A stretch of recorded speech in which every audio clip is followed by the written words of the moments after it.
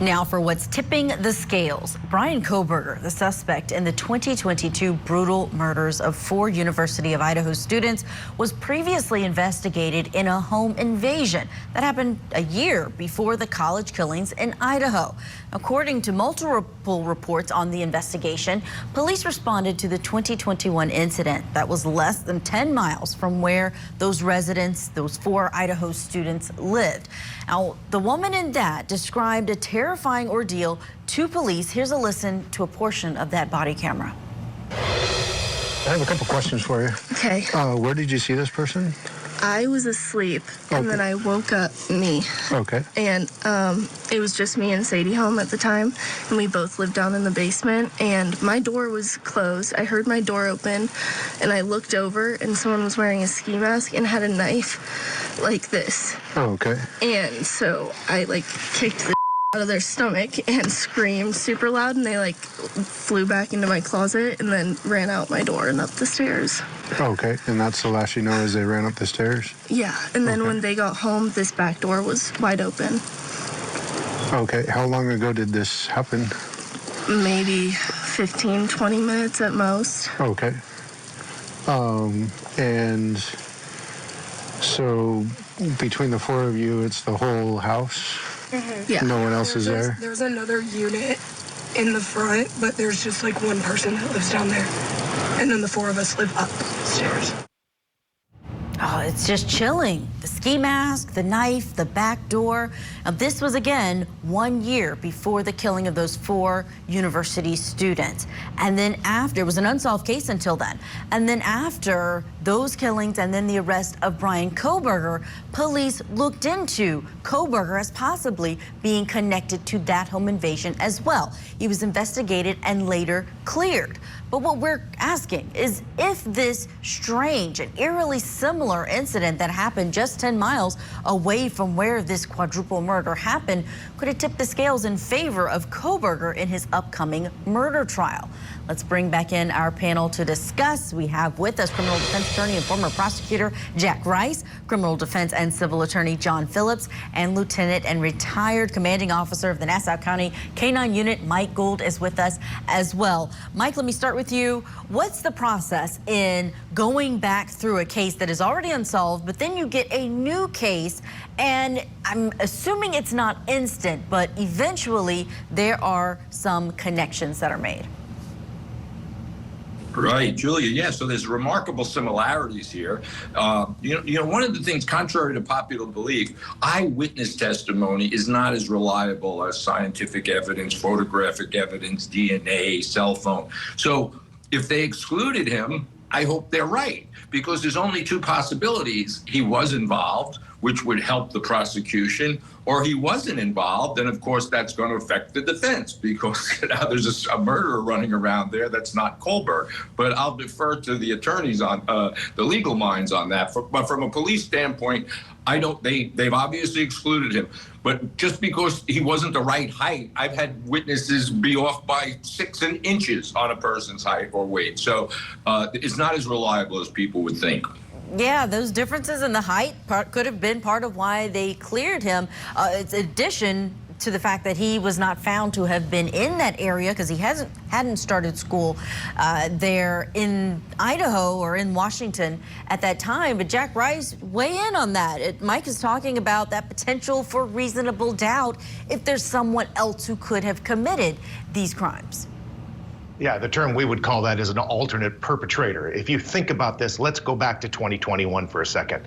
And if I'm defending Kohberger in a case like this, what I'm arguing is whoever it was in 2021 who did this, who broke into this house, what have we got? 10 miles away in Idaho, a man with a mask that is black, the black mask, that has a knife, that doesn't speak. It sounds everything like the person who killed the 4 students in Idaho in 2022.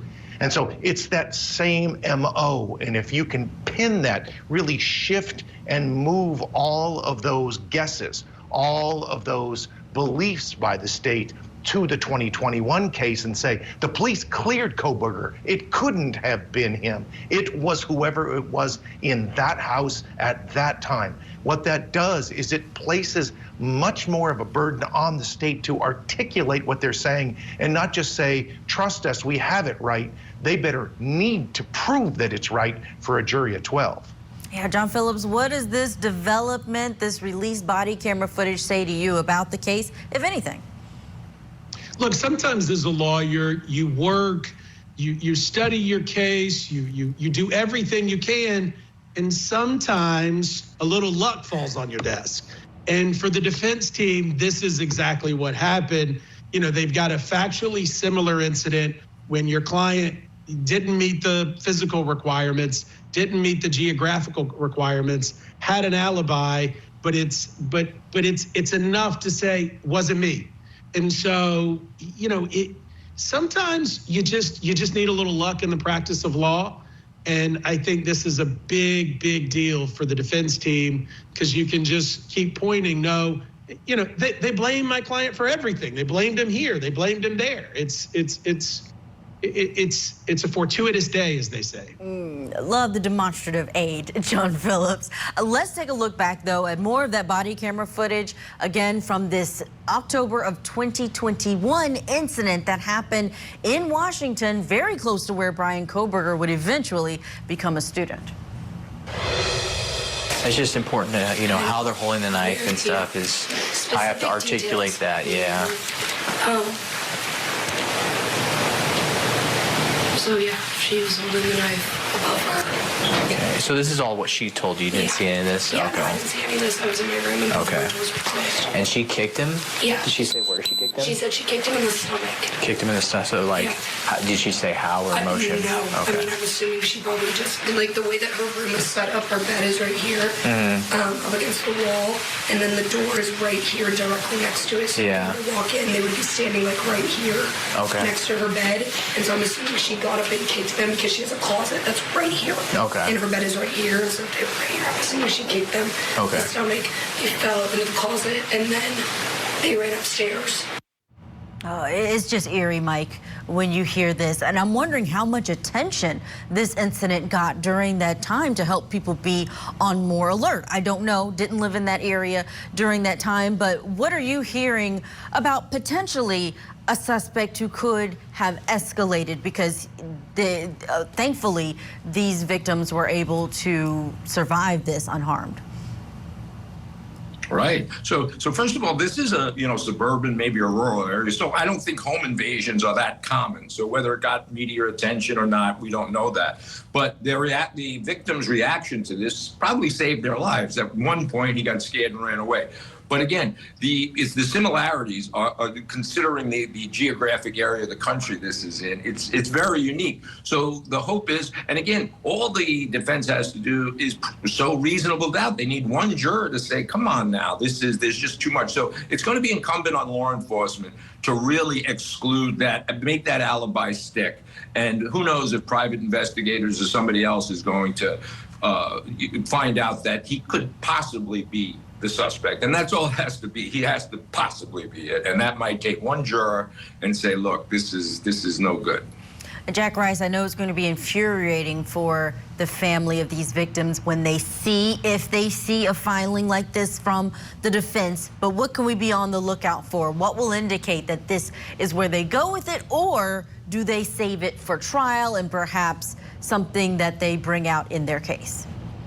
Well, a couple of things I'm thinking about. If I'm defending Kohberger, one of the things I will first do is I'm going to start making discovery demands to see what else they have on this, what they have on this specific investigation, what they did, what they failed to do. And then I want to expand that, because if this is just coming out now, how many others did they botch? If I'm making the argument that the failure was on the state to investigate this case correctly, I want to see what they did and failed to do. Then finally, and every jurisdiction is a little different, some actually require that you file an alternate perpetrator brief, which is essentially saying there was somebody else who did it. You can't just bring it out of the sky. You need to bring more evidence, and this may be required in that case. But it does do one other thing, Julia. It does bring into the possibility of negotiation, because there's a possibility possibility of the death penalty in a case like this. And if the state's case just got a little bit weaker, you may be driving them in a different direction right now. It depends upon how this plays out before trial begins. Oh, I think that's a really good point to bring up the death penalty. John Phillips, last 30 seconds, your thoughts on Jack's position on whether this could be something that can be used as a negotiating tool. Absolutely. You know, everything my fellow panelists have said, I agree with.